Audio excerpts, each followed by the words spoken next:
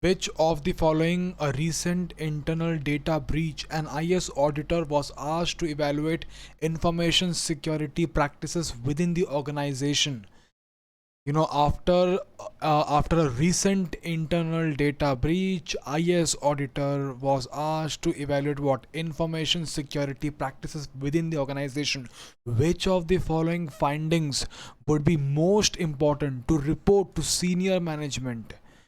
Which of the following is the most important finding which needs to be reported, and that too to senior management?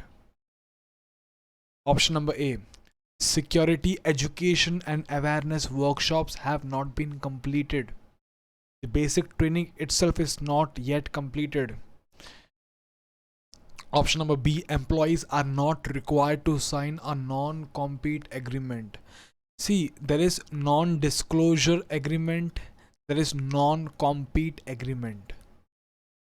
Alright, non-compete agreement means, basically, in simple terms, it means that your employee should not be your own competitor after taking experience from you.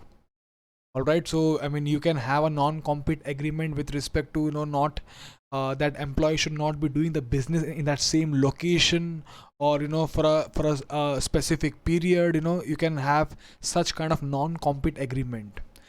But the question is of security practices, so obviously option number B will not come. Option number C is desktop passwords do not require special characters. Now it's a good policy, good password policy should have what, should mention about all the things. I mean, special characters, lowercase, uppercase, everything. The password should be a combination of all the things. All right, it shouldn't be a word. All right, it should be a combination of random letters. All these things are important, but again, at least there is a password.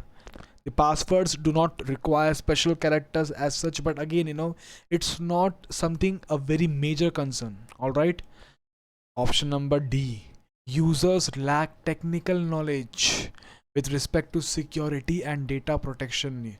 See, the thing is that it's not necessary that all the users will be having full technical knowledge.